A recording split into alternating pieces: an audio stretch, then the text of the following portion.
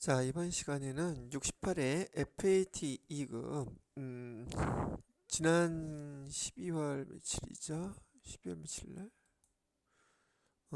12월 16일날 시행된 시험이죠? 음, 여러분들하고 실무 이론부터 한번 같이 설명을 해보도록 할게요. 자, 1번 문제는 다음 중 아래의 거래 요소, 결합관계에 해당되는 거 찾으라고 이게 나와 있는데요. 여러분들이 여기서 하나 알아놓고 넘어가야 될 용어가 이 결합관계라는 얘기예요. 여러분들이 그 결합관계라는 용어와 그다음에 분계라는 그 용어를 갖다 조금 혼동하시는 분들이 계셔서 여기서 얘기하는 결합관계는 우리 배우셨던 거래의 8요소에 의해서 기록해 달라는 얘기고요. 거래 8요소라는 것은 분계라는 것을 하기 전에 여러분이 통합 계정으로 예를 들어서 자산이 증가했을 때는 차변, 그 다음에 자산이 감소했을 때는 대변에다가 기록해 달라는 거, 그 다음에 부채가 감소했을 때는 차변, 부채가 증가하게 되면 대변에다가 기록해 주세요. 그 다음에 자본 계정도 자본이 감소하게 되면 차변, 그 다음에 자본이 증가하게 되면 대변, 그 다음에 비용이 발생하면 차변에, 비용이 소멸하면 대변에, 그 다음에 수익이 소멸하면 차변에, 그 다음에 수익이 발생하면 대변에 기록해 달라고 이렇게 표시해 놓은 것이 바로 결합관계라는 뜻이에요.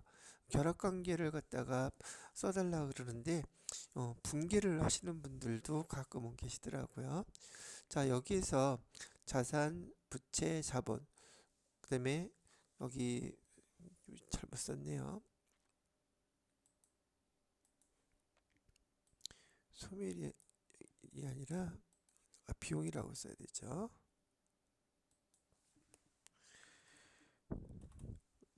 비용 이렇게 써주시고요. 자, 그리고 여기서 또 하나 기억하셔야 될 게 여기 자산, 부채, 자본에 대한 재무상태표의 구성요소와 수익, 비용, 우리 손익계산서의 구성요소 이렇게 거래 8요소를 구분할 때에도 플러스일 경우에는 우린 재무상태표의 계정인 자산, 부채, 자본은 증가라는 용어로 사용하고요. 마이너스인 경우에는 감소, 즉 내년 그 12월 31일 기말 현재 잔액이 있어서 그 잔액이 내년으로 2월 되는 그런 계정 과목들은 증가, 감소 이런 용어를 사용하고 손익계산서의 수익 비용 계정처럼 12월 31일 기말을 기준으로 모두 다 소멸되는 없어지는 그런 계정에 대해서는 비용 수익 계정에 대해서는 발생이다. 그다음에 소멸이다. 이렇게 사용하는 계정의 의미가 달라요. 12월 31일 기준 기말을 기준으로 해서 2월 되느냐 되지 않느냐에 따라서 계정이 이런 식으로 구분돼서 사용된다는 것도 알아두시면 좋을 것 같으네요.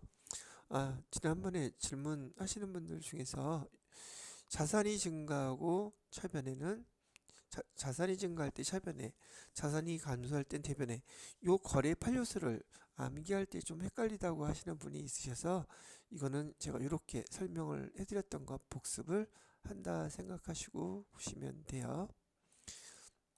재무상태표에 차변은 자산을 기록하게 되어 있고요.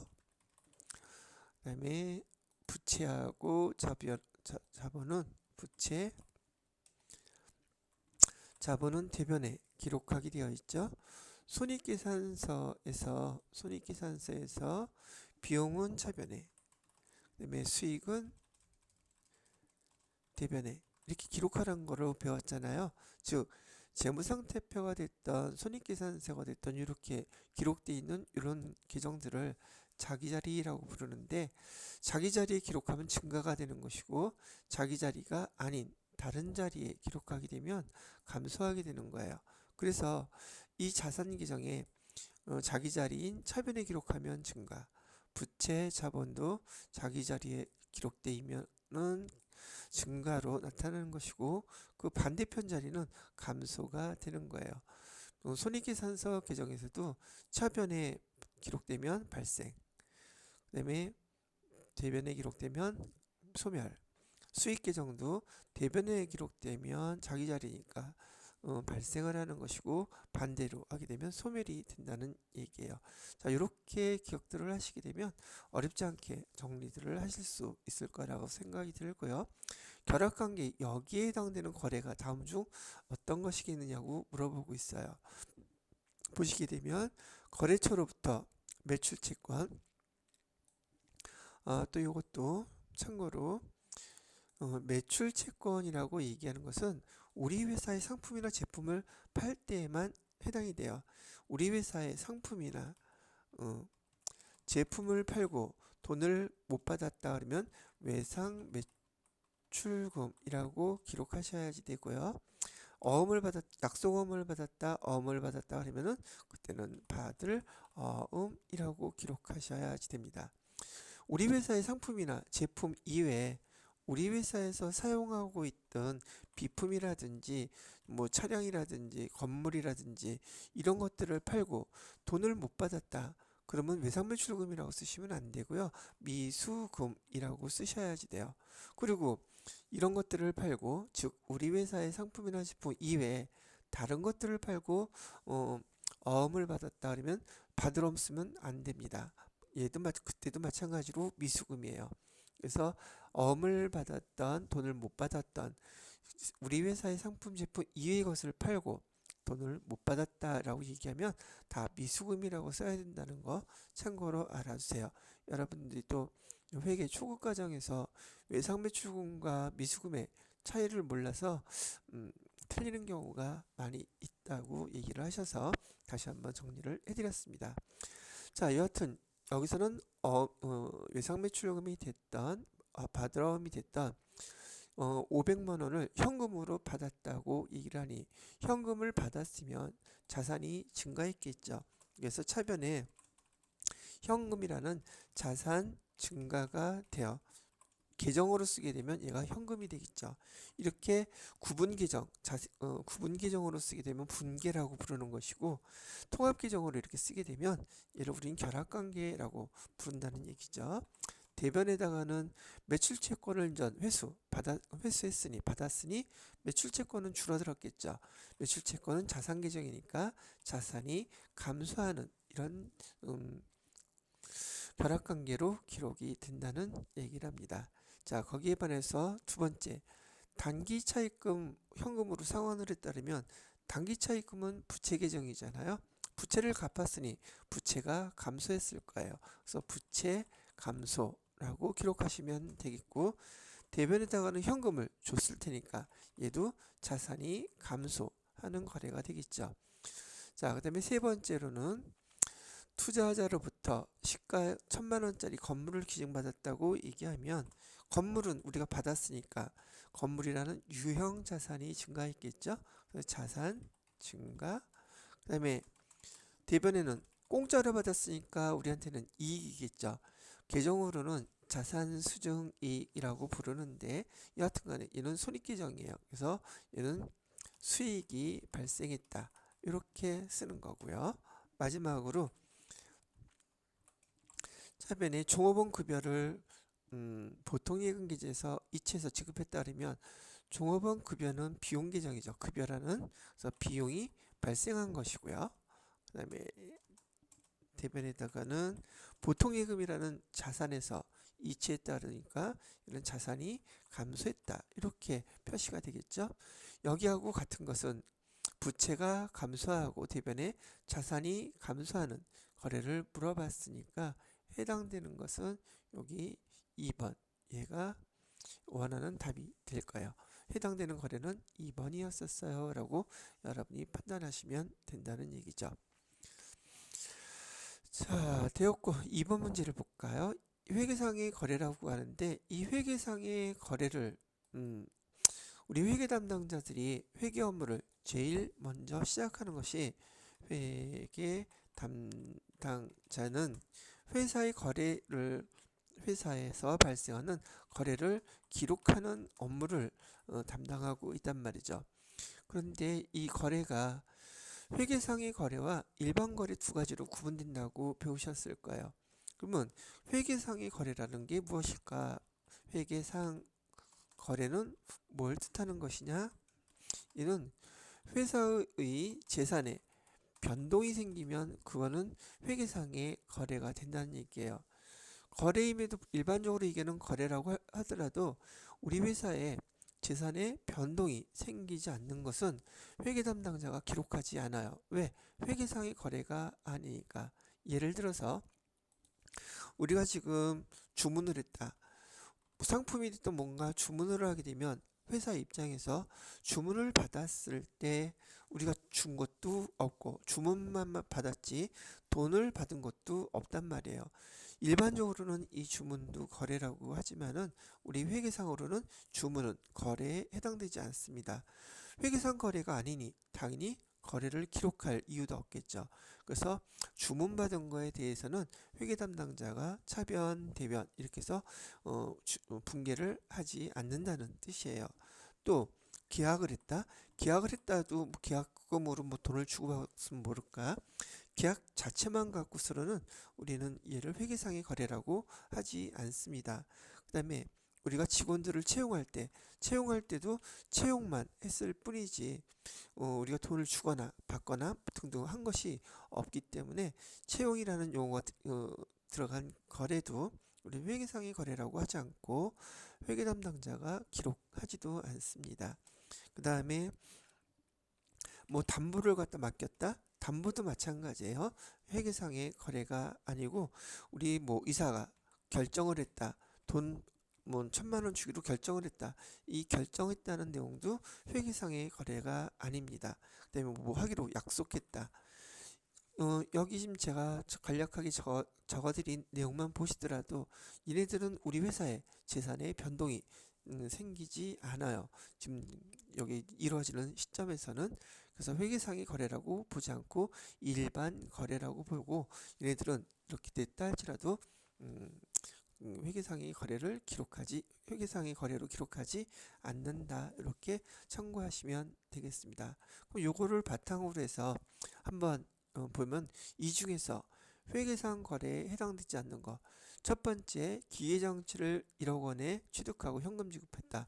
기계장치와 현금 왔다 갔다 기록이 되고 있죠. 기계장치라는 유형자산이 증가했고 현금이라는 자산은 감소했다. 회계상의 거래 맞고요.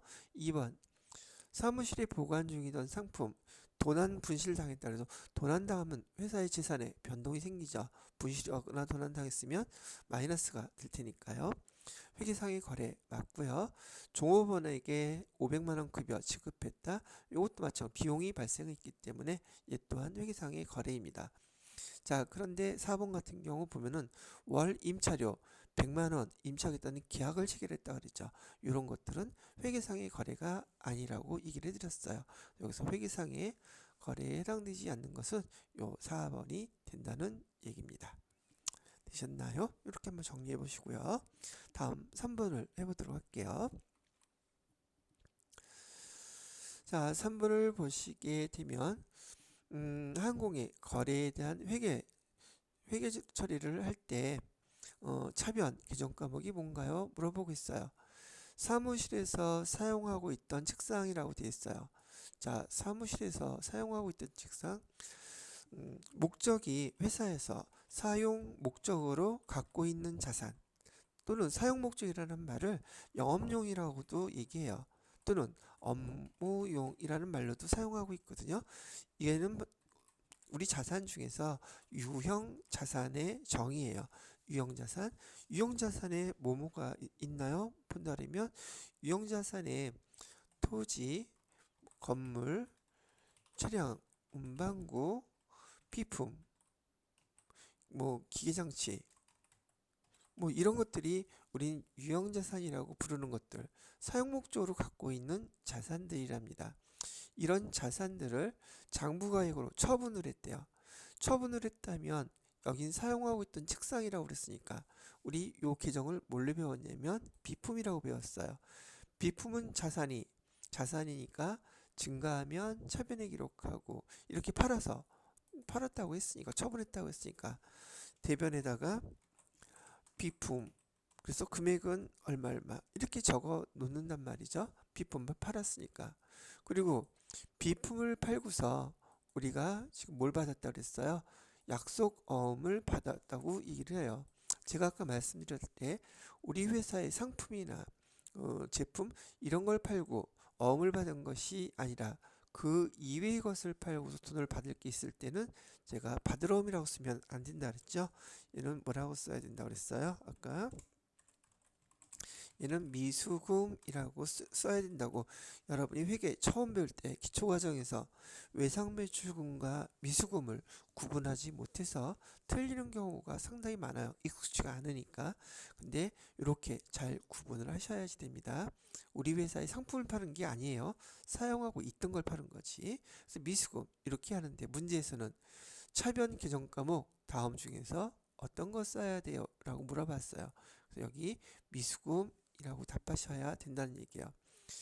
여기 뭐 받으러옴이라고 여기 예제가 보기가 나와 있었으면 혹시나 받으러옴이라고 쓰는 분들 은근 꽤 많더라고요.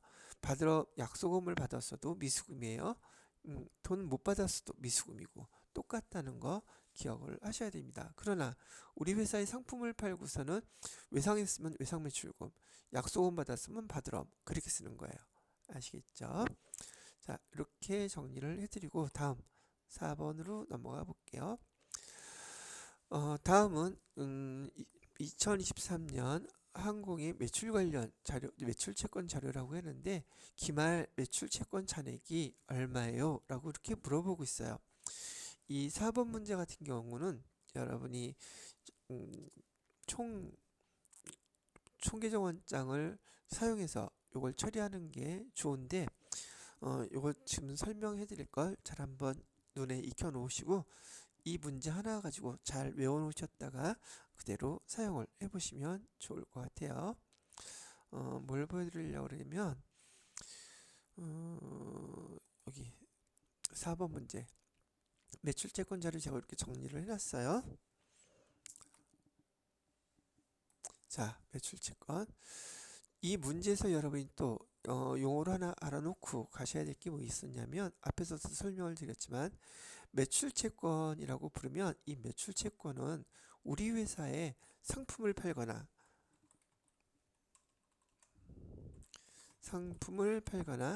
제품을 판 거와 관련이 있을 때 이 두 가지 계정을 사용할 수 있더란 말이죠. 그래서 매출채권, 즉 우리 상품을 팔고 돈을 못 받았어요. 그러면 여러분은 외상매출금이라고 기록하셔야 되고 상품을 팔고 어음을 받았다 그러면 받을 어음이라고 이렇게 기록을 하셔야 되는 거예요. 그리고 여기 기타 채권이라고 되어 있는데 이 기타 채권은 우리 회사의 상품 또는 제품 이외에 아까 얘기했던 토지라든지 건물, 비품, 기계장치 우리가 갖고 있던 상품 이외에 다른 물건을 팔고 다른 것을 팔고 돈을 못 받았을 때 그때는 미수금이라고 기록하시라는 얘기예요. 어음을 받아도 우리가 사용하던 건물을 팔고 어음을 받았다 미수금이에요. 그 다음에 우리가 사용하던 건물 팔고 돈을 아직 못 받았다 미수금이에요. 똑같이 이걸로 써야 된단 말이죠.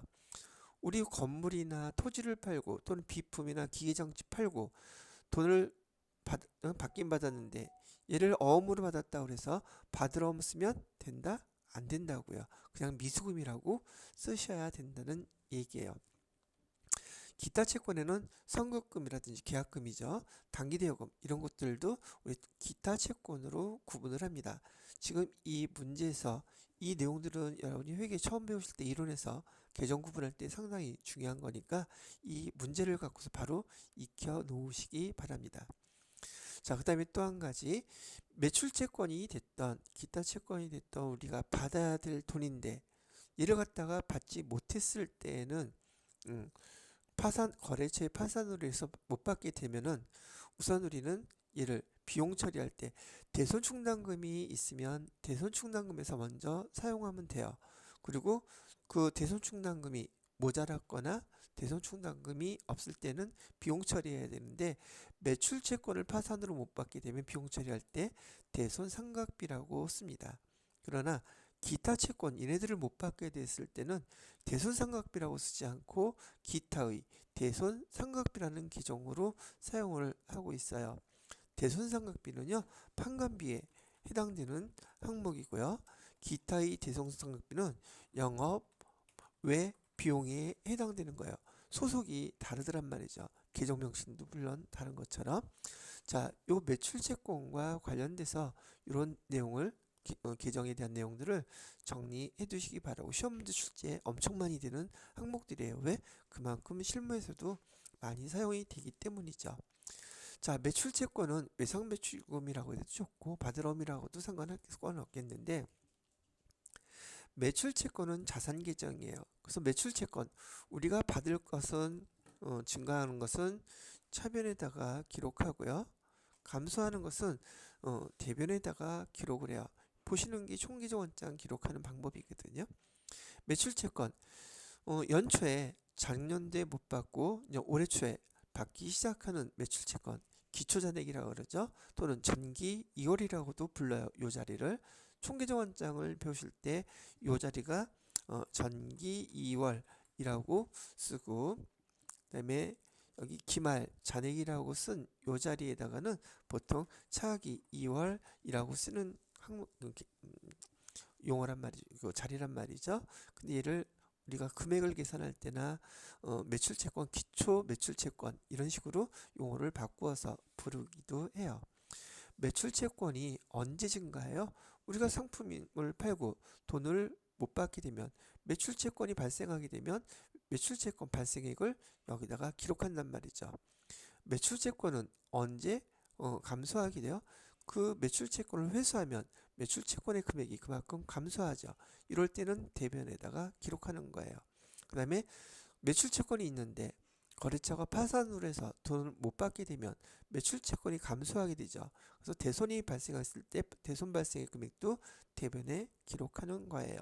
그리고 여기는 차기월, 기말 잔액을 써주시면 되고, 기본적으로 요 내용을 갖다가 이해하신 다음에 이걸 꼭 외워놔야 될 사항이라고 할 수는 없겠지만, 네, 보고 이해하면 금방 외울 수 있으니까요. 요걸 기반으로 해서 이런 문제를 풀어주시는 거예요. 보시게 되면 기초 매출채권, 기초 매출채권은 여기다가 제가 기록하는 거라고 말씀해 드렸죠. 그래서 여기 금액이 틀렸네요. 여기 다른 거 쓰다가 그대로 카피해서 그랬나 보네요. 기초 매출채권은 얼마라고 그랬냐면 20만 원이라고 이렇게 가르쳐 줬죠. 그다음에 외상 매출액 발생한 거겠죠. 외상 매출액 발생한 것이 90만 원이 있다고 알려주고 있는 거예요. 여기에 90만 원. 자, 그 다음에 외상 매출분에서 현금 회수. 외상 매출금을 갖다가 돈으로 회수를 했대요. 뭐 현금으로 회수하고 뭘로 회수하건 간에, 어음으로 회수하건 간에 외상 매출금은, 매출채권은 감소를 했겠죠. 그래서 감소한 금액 30만 원을 여기다가 이렇게 적어주시면 되겠고, 그 다음에 회수 불능, 대손 처리한 금액. 그래서 매출채권 못 받게 됐다고 대손 처리한 금액, 대손 금액이라 그랬죠. 여기에다가 여기 10만 원 이렇게 적어주면 돼요. 얘도 매출채권이 감소한 거니까. 자, 그러고 나서 여기 차변과 대변의 차익 금액이 바로 여기에 들어가야 될 금액이 된단 말이죠. 얼마겠어요? 두 개 합치면 110만 원에서 두 개 합치면 40만 원. 그러면 70만 원이 남겠네요. 그래서 여기 들어가야 될 금액, 기말 매출채권 잔액은 70만 원이 됩니다. 라고 해서 여기 해당되는 답은 1번이 답이 됩니다. 라고 선택을 하시면 된다는 얘기예요. 자, 이해가 되셨는지요? 이렇게, 이거 되게 중요한 거기 때문에 또 시험 문제에 급수 불문하고 반복적으로 아주 많이 출제되는 형태예요. 꼭 기억해 놓으시면 도움이 많이 될 거랍니다.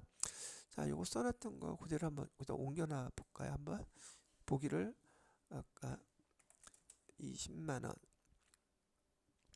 외상 매출 금액 발생한 거는 90만원. 그 다음에 현금 여기서는 검정색이죠, 얘가.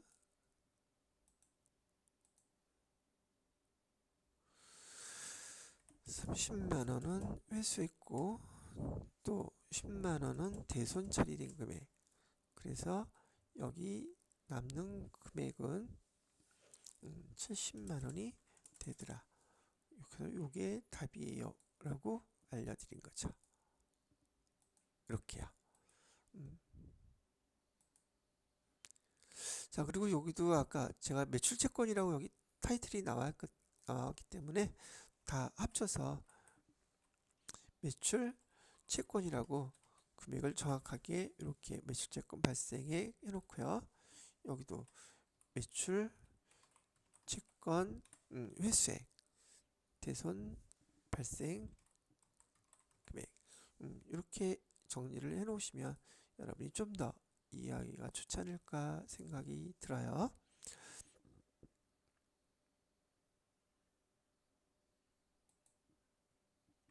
자, 요 4번 문제였었어요.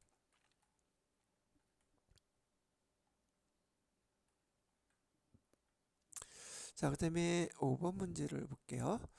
5번 문제는 다음 중 먼저 구입한 상품이 먼저 사용되거나 판매되는 것으로 가정해서 기말 재고액 결정하는 방법이 다음 중 어떤 거예요? 라고 물어보고 있어요. 먼저 구입한 거, 먼저 나가는 건 선출법이라고 배우셨죠? 답은 1번이에요. 근데 얘도 답만 딸랑 볼 게 아니라 제가 여기 보시게 되면 복습할 겸 해서 다시 한번 설명을 정리해 드리는 거죠. 답은 요거예요. 자, 우리가 재고라는 것은 재고자산의 정의부터 알아야 되는데, 재고자산이란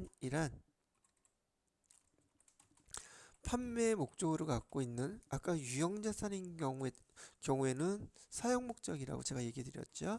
유형자산은 사용 목적으로 갖고 있는 것을 우린 유형자산이라고 구분을 했었고, 판매 목적으로 갖고 있는 것을 우린 재고자산이라고 그래요. 그럼 이 재고자산에는 어떤 게 있어요? 여러분이 FAT 2급 수준에서 재고자산의 종류 그러면 우리 장사하는 곳이니까 상품, 제조공장에서 만드는 제품, 제공품, 원재료, 저장품, 미착품 이런 것들을 우린 재고자산이라고 부르고, 재고자산에 여러분이 지금 회계 FAT 2급에서 해당되는 건 주로 상품을 다루고 있단 말이죠. 지금 도소매업을 한다고 전제를 하고 있으니까 시험 문제에서 도소매업. 그다음에 제품은 제조업. 제조업에서는 여러분이 TET 2급에서는 제조업이라고 하는데, 그때는 재고자산으로서 저기 제품이라든지 제공품이라든지 원재료 이런 것들을 주로 다루게 되실 거예요. 지금은 상품만 기억하시면 일단은 되겠지만 재고자산의 종류로 이런 게 있다는 거 기억해 두세요. 자, 그 다음에 이 재고자산, 우리가 기말에 회사에서 우리 회사의 상품을 팔다가 기말의 재고가 상품에 대한 기말 재고를 얼마나치 남아있는지 계산을 하는데, 그때 계산할 때 재고를 따진다면 상품 수량이 있을 거 아니에요. 그래서 그 수량이 몇 개가 남았는지 수량을 결정하는 방법에 세 가지가 있다 그랬어요. 실질재고조사법, 창고에 가서 일일이 하나씩 세어보는 방법이죠. 두 번째, 계속기록법, 장부에다가 들어올 때 나갈 때, 들어올 때 100개 들어갔고 나갈 때 30개 나갔고 몇 개 남았어요? 70개 남았어요. 이렇게 알 수 있는 방법을 우리 회계에서는 계속 기록법이라고 불러요. 그런데 우리 실무에서는 창고에 가서 남아있는 그 상품의 수량이 몇 개인지 직접 세보고, 그 다음에 우리가 기록해놨던 장부를 보고 우리가 세본 그 수량과 맞는지 두 개를 갖다가 비교해서 수량을 결정하는 방법을 사용한단 말이죠. 그런 걸 우리는 혼합법이라고도 불러요. 여러분들은 처음 회계 배우시면서 이론을 정리하실 때는 재고 자산에 대해서 기말 재고 자산에 대해서 수량을 결정하는 방법은 요 세 가지 방법이 있고, 그 다음에 단가를 결정하는 방법에는 제일 정확한 방법이 여기에 하나 더 추가를 시킨다면 개별법이라는 게 있어요. 우리가 상품을 사올 때, 팔 때 하나하나 일일이 다 계산하는 방법이에요. 개별법은 제일 정확하기는 하지만 이 개별법을 사용하기 위해선 많은 비용이 발생한다는 단점이 있어요. 그래서 일반적인 회사들에서는 기말재고의 단가를 결정할 때 사용하는 방법이 총 4가지 방법을 사용하게 됩니다. 4가지 방법 중에 첫 번째, 선입선출법. 한자어로 선입이라는 것은 먼저 들어온 거, 선출, 먼저 내보낸다 라는 뜻을 갖고 있어요. 그래서 선입선출법. 여기 밑에 후입선출법은 나중에 들어온 거, 나중에 사온 거죠. 나중에 사온 거를 먼저 내보내는 방법. 그래서 제가 설명해 드릴 때 선입선출법에 해당되는 제일 많이 사용하는 그런 업종은 우리가 식품류. 식품류는 어때요? 유통기간이 되게 짧죠. 그러니 빨리 사갖고 온 거를 먼저 팔아야지만이 나머지 상품들을 팔 수 있는 시간들이 좀 더 길어질 수 있지 않겠어요? 그래서 식품류들은 대표적으로 선입선출법을 제일 많이 사용하고, 그 다음에 후입선출법에 해당되는 것들은 보통 우리가 신상이라고 부르는 것들이에요. 신상, 의류라든지 또는 뭐가 있죠? 가전 제품이라든지 이런 것들은 최고 신제품들이 들어왔을 때 얘네들을 먼저 팔고, 오래된 것은 나중에 파는 방법을 사용하는데 얘를 우리 뭐라고 부른다? 후입선출법이라고 불러요. 중간에 있는 이동평균법이나 총평균법은 그냥 묶어서 여러분들한테 그냥 평균법이라고도 불러요. 평균법이라고 부르는데 조금 더 정확한 명칭은 가중평균법이에요. 우리가 물건을 1년 동안 사올 때, 사업을 하면서 장사를 하면서 1년에 한 번만 물건을 사오지는 않는단 말이죠. 여러 번 사갖고 올 때마다 그 단가가 같으냐면 같지가 않죠.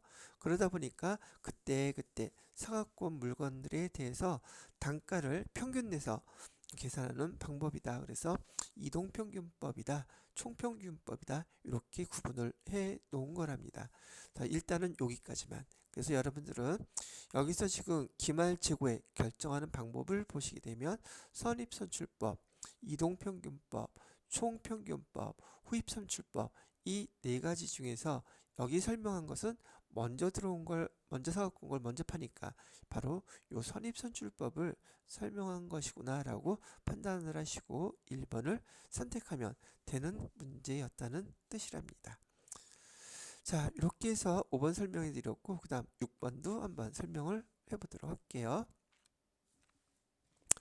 자, 6번 문제를 보시게 되면 다음 유형자산의 감가상각에 대한 설명으로 옳지 않은 것은 그랬는데, 아까도 좀 전에 말씀드렸죠. 유형자산은 목적 자체가 사용목적이에요. 문제에 따라서 유형자산 사용목적, 얘를 또 뭐라고도 부른다 그랬어요? 영업용이라고도 부른다 그랬었고요. 업무용이라고도 설명을 하고 있어요. 이런 용어가 나오면 유형자산을 찾으라는 뜻이고 유형자산을 뜻하는 내용이에요. 자, 옳지 않은 거 찾으라 그랬죠. 유형자산의 취득원가, 내용연수, 잔존가치는 감가상각 계산의 요소이다. 이를 갖다 우리는 감가상각의 3요소, 요소란 말 들어보면 되게 중요하잖아요. 3요소가 바로 여기서 나오는 거. 첫 번째는 취득원가고요. 두 번째로는 내용연수예요. 세 번째로는 잔존가치. 이렇게 3가지 시험 문제도 내도 잘 나오겠죠. 3가지를 기억하시면 되겠고 맞는 거고요. 두 번째, 유형자산에서 토지, 건물, 비품 이런 것들은 감가상각 대상이다. 여기서 유형자산은 사용 목적으로 갖고 있는 자산이기 때문에 보편적으로 사용을 하게 되면 그 사용에 대한 값어치가 떨어지겠죠. 그래서 아까도 써드렸던 여기 유형자산의 대표적인 계정들은 토지, 건물, 차량, 운반구, 비품, 기계장치. 가끔 FAT 1급에서 잘 나오는데 건설 중인 자산, 이렇게까지 알려드릴게요. 지금 이 문제를 풀이하시면서 여러분이 문제만 풀고 설명만 듣고 끝나지 마시고요. 복습이라는 거 같이 해놓으시면 도움이 될 것 같아요. 공부도 같이 되는 것이니까. 유형자산안에 이런 것들이 있는데 이 유형자산의 개정 과목 중에서 요 토지 하고요. 그다음에 건설 중인 자산, 요 녀석은 감가상각을 할 수가 없어요. 건물도, 차량 운반구, 비품, 기기장치도 사용하면 그 값어치가 떨어지기 때문에 다 감가상각을 하는데 토지와 건설 중인 자산은 감가상각을 하지 않습니다. 이것은 감가상각 대상 자산이에요. 감가상각 대상 자산. 거기에 반해서 토지나 건설 중인 자산은 감가상각을 하지 않는데 토지는 시당초 태생 자체가 감가상각을 하지 않는 자산이에요. 토지는 태생 자체가 감가상각을 하지 않는 자산이고요. 건설 중인 자산은 왜 감가상각을 하지 않느냐 하면 얘는 아직 완성되지 않았기 때문이에요. 여기 감가상각이라고 얘기하는 것은요, 얘는 사용 과정에서 발생하는 거예요. 감가상각이라는 것은 사용 과정에 있는 자산일 때 감가상각을 하는 것이지 사용도 안 했는데 어떻게 감가상각을 할 수 있겠느냐 말이죠. 그런데 여기 건설 중인 자산이라는 것은요, 얘는 아직 사용 과정이 아니라 그냥 대표적인 예로 건물을 지금 짓고 있는다고 치면 건물을 다 지어서 완성한 다음에 그 다음에 사용할 때 감가상각이 발생하는 것인데 건설 중인 자산은 지금 짓고 있는 과정이기 때문에 아직 사용을 할 수가 없어요. 즉 건설 중인 자산은요, 취득 과정에 지금 있는 자산이기 때문에 감가상각을 할 수가 없다는 뜻이에요. 이렇게 기억을 해두시면 돼요. 그런데 여러분이 그냥 의미로 이해하실 때는 유형자산 중에서 감가상각을 하지 않는 자산은 두 가지가 있다. 토지와 건설 중인 자산이다. 그러나 토지와 건설 중인 자산이 감가상각을 하지 않는 건 공통되나 감가상각을 하지 않는 이유는 다르다는 거예요. 그래서 일단은 요것만 기억을 해두시면 되겠습니다. 그래서 두 번째 보기에 보시게 되면 유형자산 중 토지, 건물, 비품, 감가상각 요거 틀렸죠. 그래서 여기 옳지 않은 것은 2번이 답이 되는 겁니다. 자, 그 다음에 이렇게 사용했을 때 감가상각을 하게 된다면 감가상각되는 그 1년 동안 또는 사용하는 기간 동안 감가상각이 된 그 금액이 얼마인지를 계산해 보고 싶은데 감가상각의 3요소를 통해서 감가상각하는 방법이 여러분이 배웠던 거 정액법으로 감가상각이 되는 방법도 있고요. 정률법으로 감가상각이 되는 방법도 있어요. 그 다음에 여기 연수합계법으로 감가상각 계산을 할 수도 있고 생산량 비례법이라는 것으로 감가상각을 할 수도 있어요. 여러분 FAT 2급 교재에 보면 보편적으로 나오는 것은 이 두 가지만 소개가 돼요. 그런데 감가상각 여러분 기본적으로 FAT 1급 등록 가게 되면 다 배울 것이긴 하니까 감가상각하는 방법은 요 네 가지가 있다고 이 문제 풀으시면서 이론 문제에서는 나오거든요. 실기할 때는 두 가지밖에 안 나오지만 그 중에서도 여기 정액법 얘가 주로 많이 나오지만 이론적으로는 감가상각을 할 수 있는 방법, 계산 방법에는 요 네 가지가 있다. 이렇게 기억을 해 두시기 바랍니다. 그 다음에 네 번째를 보시게 되면 간접법에 의한 장부 기록은 차변의 감가상각비, 대변의 감가상각 누계액으로 한다. 이렇게 하게 되면 또 배우신 지 얼마 안 되셔서 이게 또 뭔 말이야? 라고 생각하시는 분들이 있어요. 예를 들어서 지금 우리가 사용하는 비품이라고 할까요? 비품을 한번 예를 들어볼게요. 비품을 1년 동안 사용해서 정액법으로 감가상각비를 계산했다고 가정을 해볼게요. 그 금액이 10,000원이래요. 그럼 여러분들은 얘는 기말 정리사항 중에 하나이기 때문에 회계 담당자가 12월 31일자로 감가상각비 계상을 해주셔야지 돼요. 차변에 뭐라고 적어요? 차변에 감가상각비 10,000원 이렇게 기록해 주시고요. 그 다음에 대변에다가는 감가상각 누계액 10,000원 이렇게 기록을 해주라고 배우셨단 말이죠. 자, 그런데요. 여기서 여러분들이 여기 비품을 지금 1년 동안 사용해서 그 비품의 가격이 떨어진 만큼을 계산한 게 10,000원이라고 얘기를 했단 말이죠. 그러면 우리가 다른 것들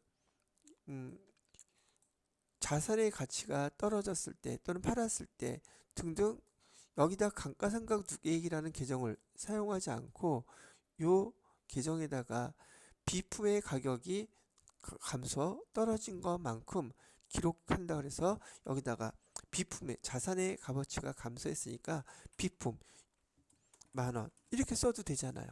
그죠? 왜냐면 자산의 값어치가 만큼 떨어진 거니까 자산의 값어치가 떨어진 것만큼을 감가상각 누계액이라고 쓰지 않고 이렇게 비품이라고 쓰는 방법도 있더란 말이죠. 이렇게 가격이 감소한 만큼 계정을 그대로 기록하는 방법을 우리는 회계에서 직접법이라고 얘기를 하는 거예요.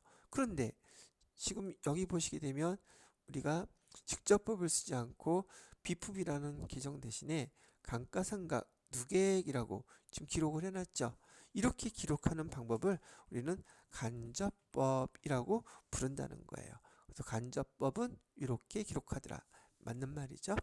그렇게 해서 지금 요 유형자산에 관련된 요 한 문제를 갖고 필요한 것 전체적으로 한번 여러분이 다시 복습하실 수 있도록 정리를 해 보았어요.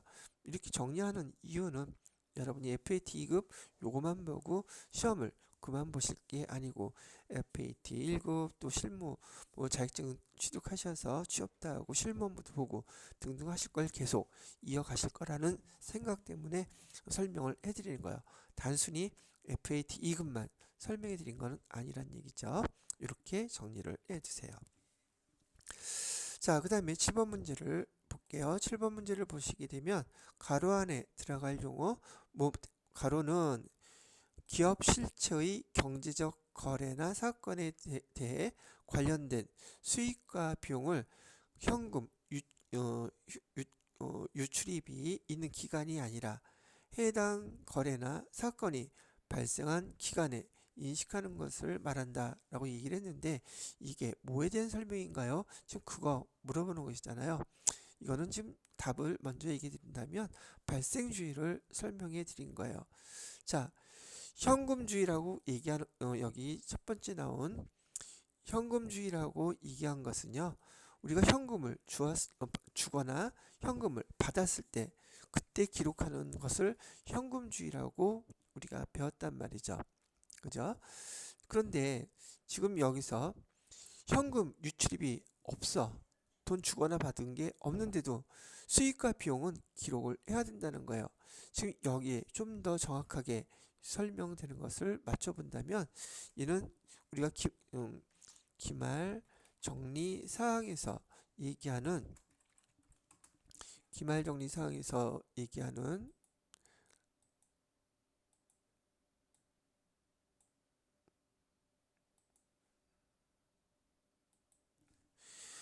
손익의 예상에 해당되는 파트라고 보시면 돼요. 교재에서는 손익의 예상이라고 쓰기도 하고요.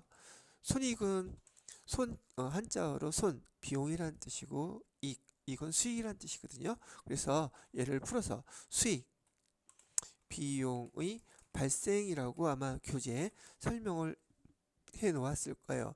이게는 무슨 의미냐면 수익 갖고 한번 얘기를 해볼게요. 여기 해당되는 게 뭐가 있는지. 우리가 예금을 가입했습니다. 예금을 가입하고 이 이자는 만기가 되면 이자 12만 원을 이렇게 받기로 되어 있는 거예요. 예금은 언제 가입했냐면 10월 1일 날 예금에 가입을 했고요. 이 만기는 그 다음에 예를 들어서 2024년 9월 30일이 만기예요. 그러면 이 만기가 되기 전까지 우리는 이자 수익 받을 수가 있나요? 이자를 받지를 못해요. 그런데 지금 여기 10월 1일 날 우리가 예금에 가입하고, 여기서 쓸게요. 10월 1일 날 예금에 가입하고 12월 31일에 우리는 지금 결산 정리사항, 기말 정리사항을 회계 담당자가 기록을 해야 한단 말이죠. 지금 1년 만기가 됐을 때 받아야 될 이자가 12만 원이라고 얘기를 한다면 지금 매달 만원꼴이 이자인데, 지금 여기 보시게 되면 이자에 받는 기간 중에서 12개월 중에서 10월, 11월, 12월 3개월이 지금 지났어요. 그러면 매달 만원꼴이 이자가 올해 얼마가 발생됐다고 우리는 예상할 수 있느냐면 3만 원이 올해 수익으로 기록을 해야 되는 거구나. 이렇게 기록하라는 것이 발생주의예요. 실제로 받지는 않았지만. 그러면 차변에 우리 뭐라고 기록해야 되느냐?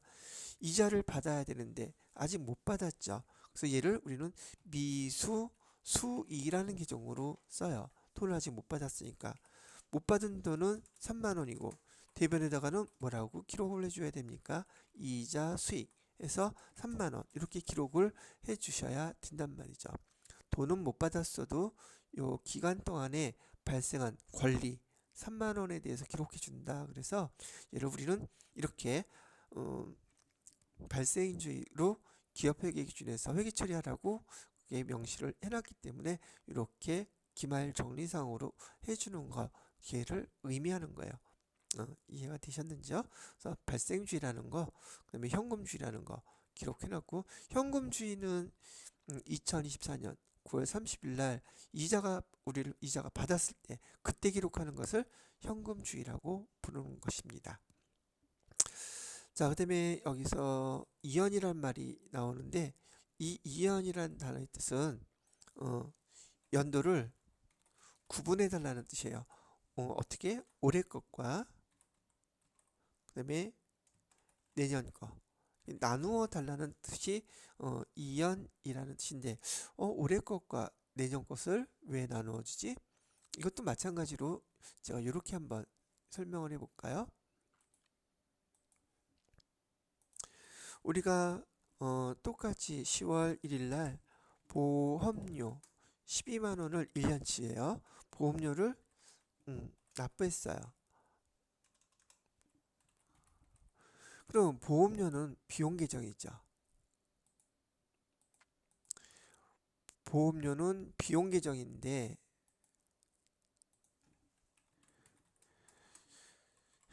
얘가 12월 31일 시점에서 우리 회사의 보험료는 비용으로서 손익계산서에 얼마가 반영이 돼야지 맞는 걸까요? 12월 31일 날 지금 보험료 12만 원이 아무것도 손대지 않고 회계 담당자가 놔두게 되면 12만 원이 다 손익계산서에 들어가요. 그런데 이 중에서 3개월 진 3만 원은 올해 비용이지만 나머지 9만 원은 보험료 내년 비용이란 말이에요.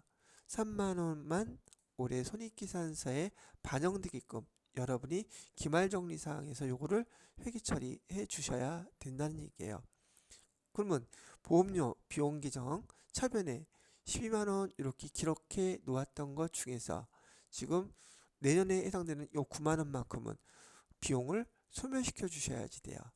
그래서 비용 소멸시킬 때 뭐라고 배우셨냐면 대변에다가 똑같이 보험료 내년 거 9만 원만큼을 소멸시켜 주셔야 돼. 이렇게 비용이 차변이 아니라 대변에 기록되면 소멸된다고 말씀을 해드렸죠. 그러면 잔액이 3만 원만 남으니까 손익계산서에 3만 원만 딱 반영이 되는 것이고요. 차변에다가는 그럼 뭐라고 써요? 차변에다가는 요 9만 원의 의미가 뭐예요? 내년도 보험료잖아요. 그래서 내년도 보험료를 9만 원 성급 미리 비용 보험료라고 하는 비용 를 미리 성급했다. 그래서 성급 비용 그래서 9만 원 이렇게 기록해 주시는 게 기말 정리 사항으로 여러분이 앞으로 FAT 1급이 됐던 2급이 됐던 TAT가 됐던 할 거 없이 시험 문제에서 끊임없이 출제되는 항목이 이런 거란 말이죠. 2연이라는 것은 이렇게 3만 원은 2023년도 비용, 그 다음에 9만 원은 2024년도 비용, 연도수를 돈 낸 건 한 번이지만 비용을 나눠주라고 해주는 말 뜻, 연도 구분을 해주라는 말 뜻이 2연이라는 말 뜻이랍니다.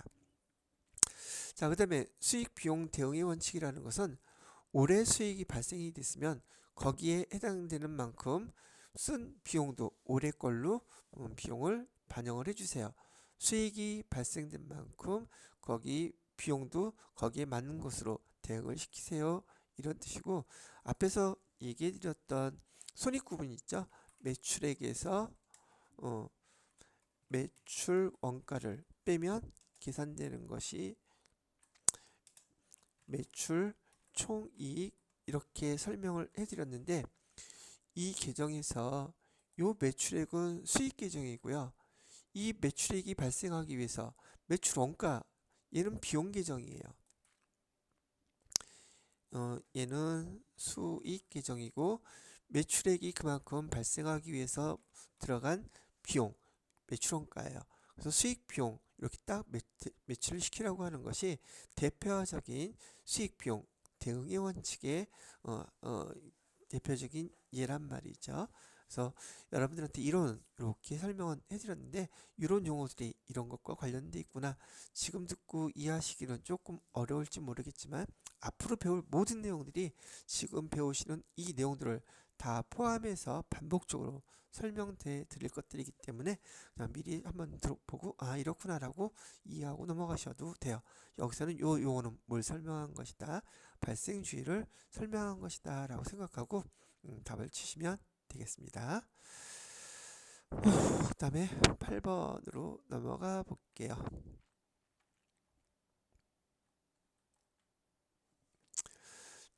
재고자산 매입 금액은 200만 원이래요. 다음 사항이 반영된 재고자산 금액은 얼마입니까? 라고 물어보고 있네요. 아, 이거는 여러분들한테 무엇을 아는지 물어본 것이냐면 총 매입액에서요.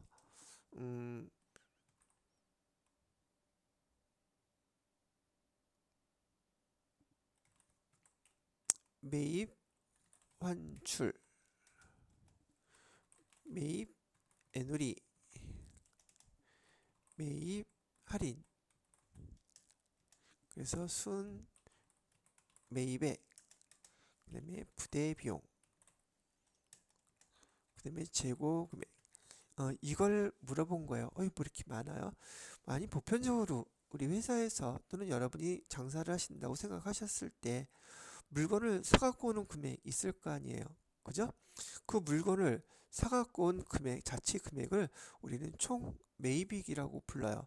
그래서 재고자산 매입한 금액이 200만 원이라고 여기서 이렇게 가르쳐 준 거고요.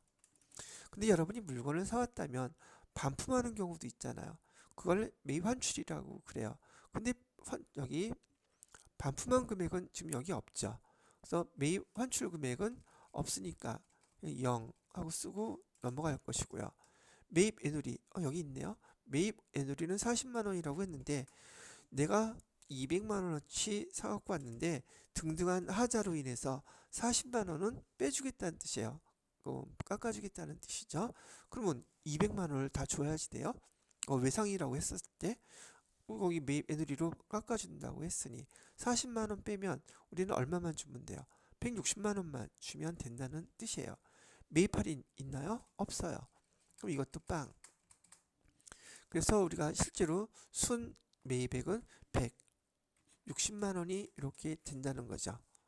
자, 그래서 순 매입액은 160만 원인데 우리가 장사하는 입장에서 지금 160만 원 주고 사갖고 와가지고 여기 160만 원에서 뭐 10만 원 이익을 남겨서 판다고 치면 170만 원에 팔았을 때 이익이 남겠느냐는 거예요.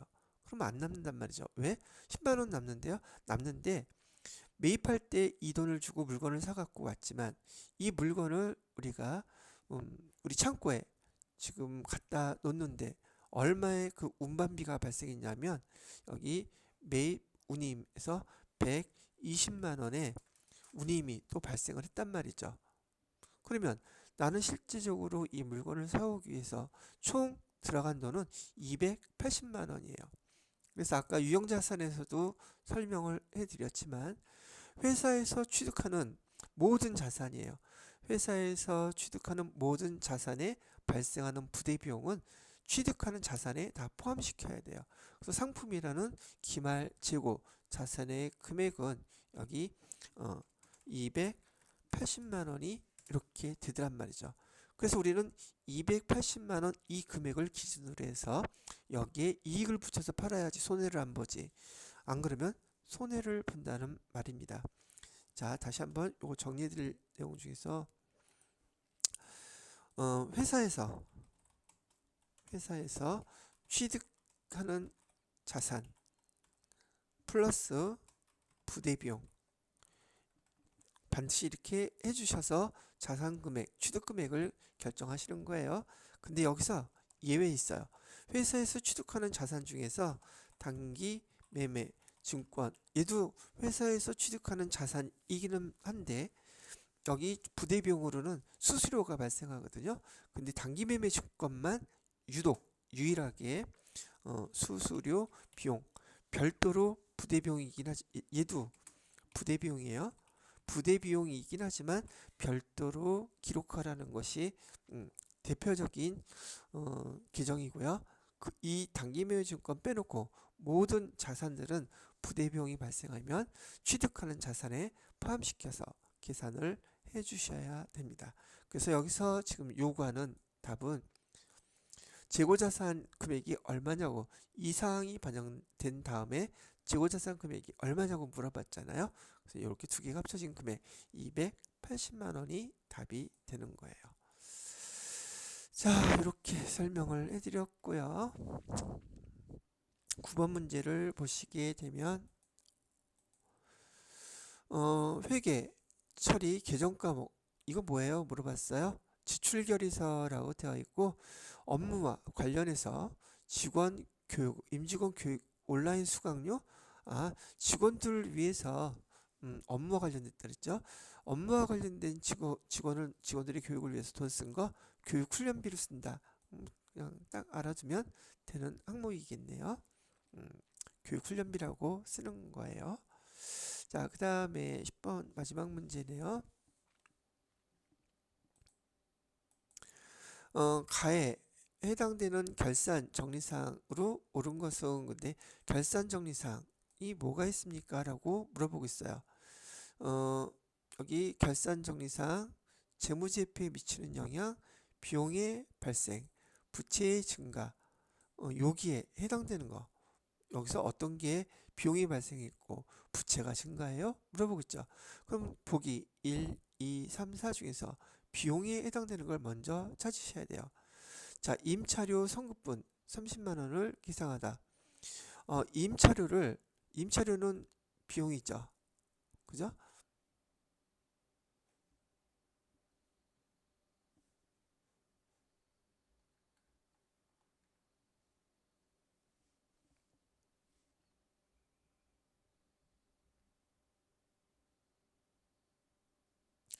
이건 설명하려면 좀 시간이 걸리긴 하겠다.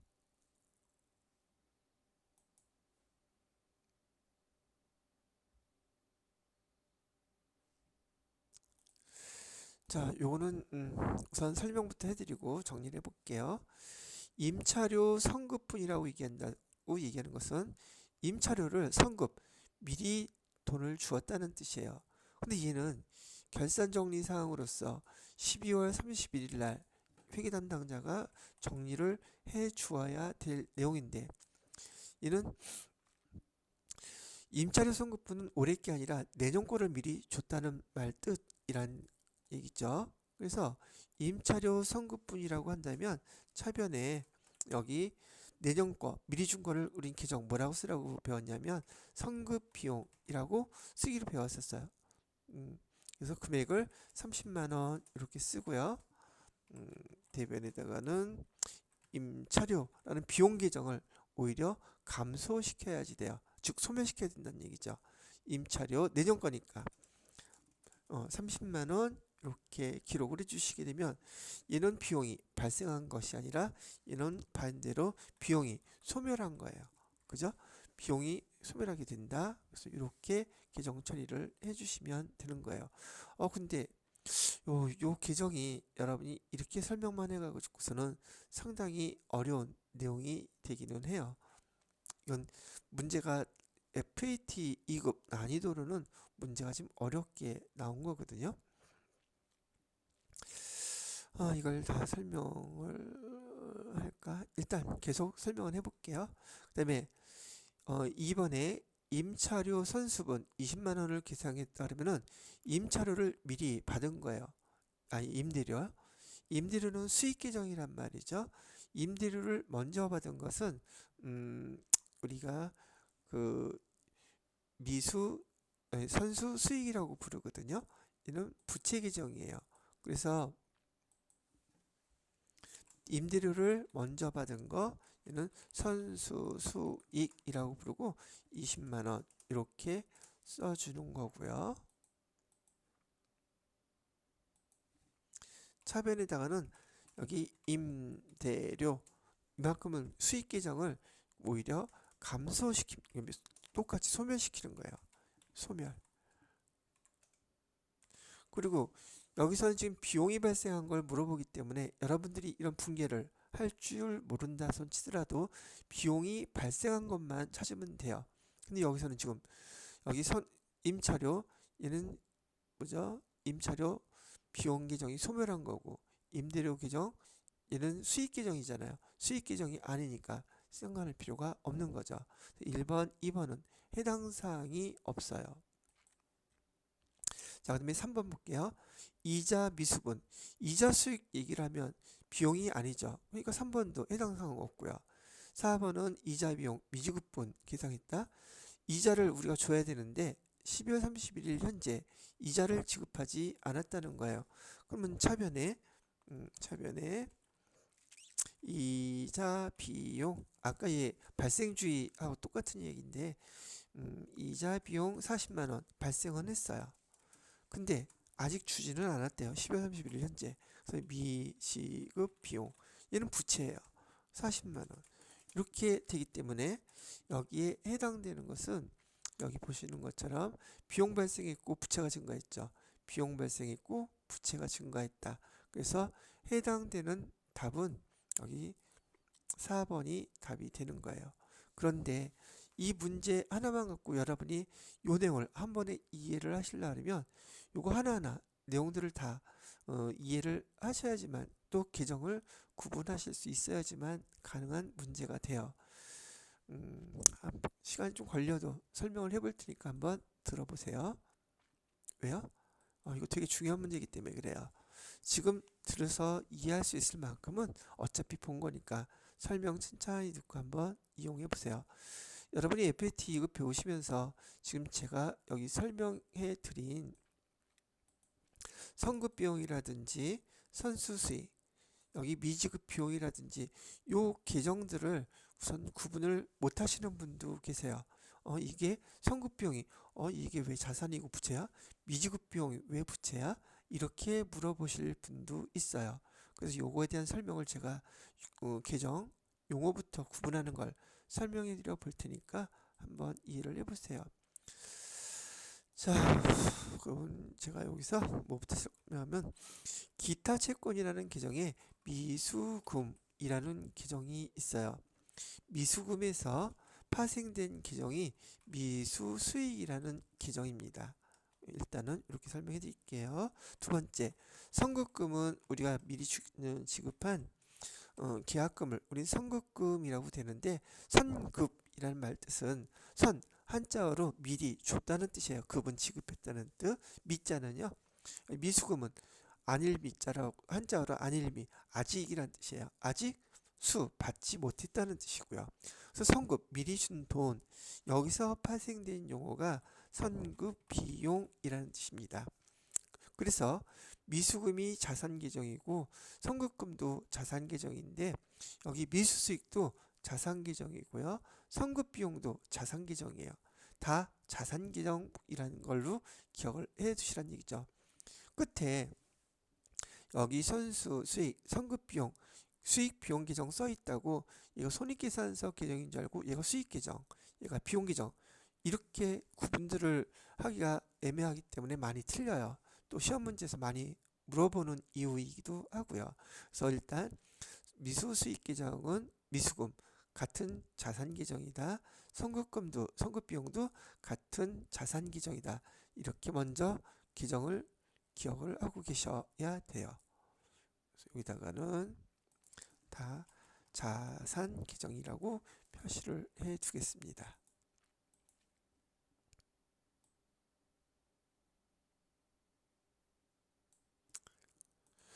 자, 지금 설명할 건 이번에는 부채 계정을 설명해 드릴 건데요. 부채 계정. 부채 계정에서도 여러분이 배우셨던 미지급금이라는 계정이 있었죠. 미지급 비용. 얘는 어디서 나온 거냐면 부채 계정에 미지급금에서 파생된 계정이고요. 또는 선수수익이라는 계정이 있는데, 이 선수수익은 선수금에서 파생된 계정이란 말이죠. 자, 우리가 1월부터 12월까지 결산하기 전에는 자산 계정에서는 미수금, 선급금 계정을 사용하고요. 부채 계정에서는 미지급금, 선수금 이 계정을 사용해요. 그런데 12월 31일 기말 정리상 결산할 때는 회계 담당자들이 결산해주는 계정 과목을 구분하기 위해서 이렇게 똑같은 계정 대신에 미수금 대신에는 미수수익, 선급금 대신은 선급비용, 미지급금 대신엔 미지급비용, 선수금 대신엔 선수수익, 이 계정을 사용하고 있단 말이죠. 그러면 여러분들은 지금 FAT 2급에서 가장 중요하게 먼저 꼭 기억해 놓으셔야 될 게, 이 계정들이 미수수익, 선급비용이 수익비용 계정이 아니라 자산 계정이라는 거 기억하셔야 되고요. 미지급비용, 선수수익이 부채 계정이라는 걸로 기억을 해 두셔야 한다는 거예요. 요거만 알아도 엄청나게 많이 알게 되는 내용들 중에 하나라고 할 수 있어요. 자, 그 다음에 우리가 이제 기말 정리사항에 여기다가 또 써놓을까요? 얘네들은 기말 정리사항으로서 대부분 보편적으로 12월 31일 날 요 계정들을 사용하고 있더란 말이죠. 자, 그 중에서요, 우리가 손익의 예상이라고 부르는 계정이 있어요. 여기 요 미자 들어간 계정 있죠. 미자는 아직 주지 않았거나 받지 않은 경우, 아직 주거나 받거나 하지 않은 계정일 때, 앞에 미자, 요 두 가지 계정밖에 사용할 수 없어요. 얘네들은요, 성격이 우리가 흔히 일반적으로 알고 있는 후불 성격이에요.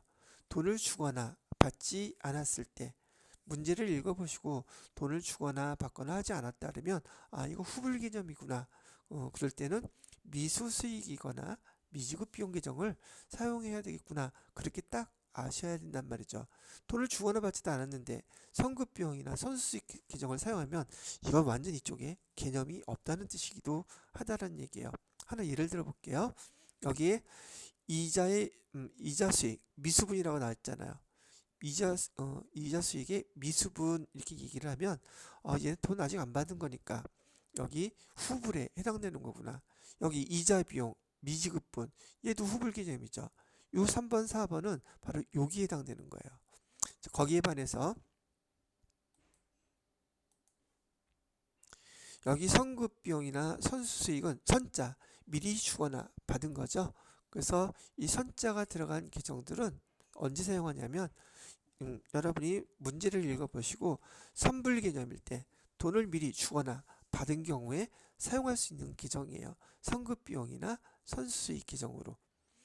자, 그렇게 우선 구분을 해보시면 여기에 해당되는 거 여기 보시죠. 임차료 선급분이라 했잖아요. 임차료라는 비용을 선급 미리 준 거예요. 선급. 그럼 여기에 해당되죠. 그 다음에 임대료 얘는 수익이에요. 선수분 미리 받은 거예요. 미리 받은 것도 선수 받았으니까. 그래서 1번, 2번은 여기 선불과 관련된 성격이고요. 그 다음에 이자 여기 3번하고 4번은 여기 후불 관련된 계정으로 보시면 된다는 얘기죠.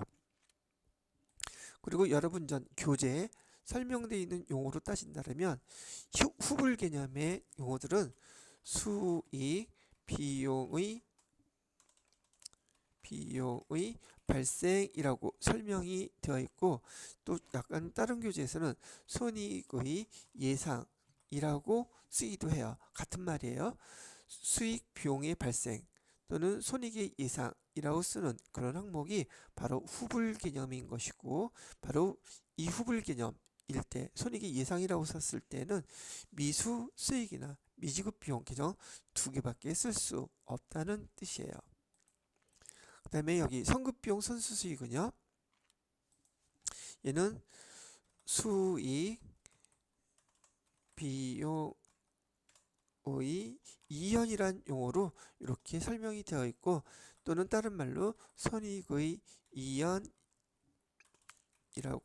이렇게 설명이 되어 있는 계정들이죠. 손익의 이연, 연도수를 나눠주라는 요것이 나오게 되면 여러분들은 계정, 선급비용이나 선수수익 계정 두 가지밖에 사용할 수가 없어요. 다른 거 사용하면 무조건 틀려요. 그래서 선불 개념 요 용어는 선자 들어간 계정, 후불 개념인 이런 내용이 나오면 미수수익이나 미지급 비용인 계정 요거를 갖다가 사용하셔야 된다. 요 용어만 잘 구분하셔도 이론 문제에서 설명 나오는 문제들을 엄청 많이 잘 맞추실 수 있더란 얘기죠. 자, 일단 지금 여러분 FAT 2급 수준에서는 요 용어만 잘 구분하셔도 엄청나게 많은 것을 알게 되신 거라는 얘기를 해드리고 싶은 것이고요. 지금 여기 해당되는 문제로 제가 지금 이 분기한 거 있잖아요. 이 분기한 내용은 화면으로 잠깐 보여드리고 여러분이 차후에 한번 천천히 설명된 것들로 복습을 해 보시기 바랍니다.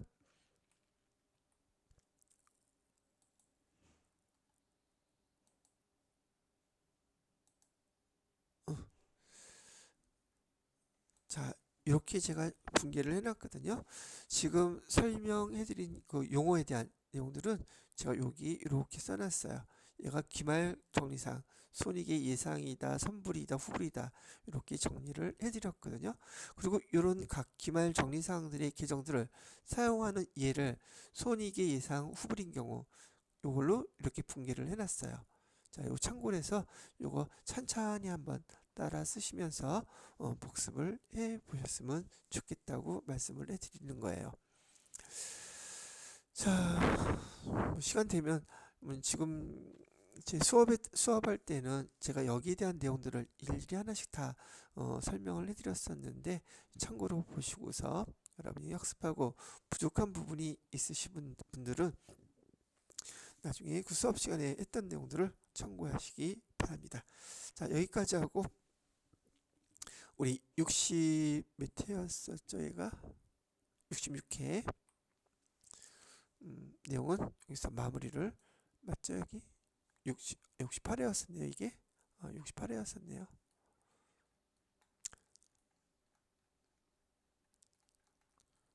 예, 68회죠. 설명을 마무리하도록 하겠습니다.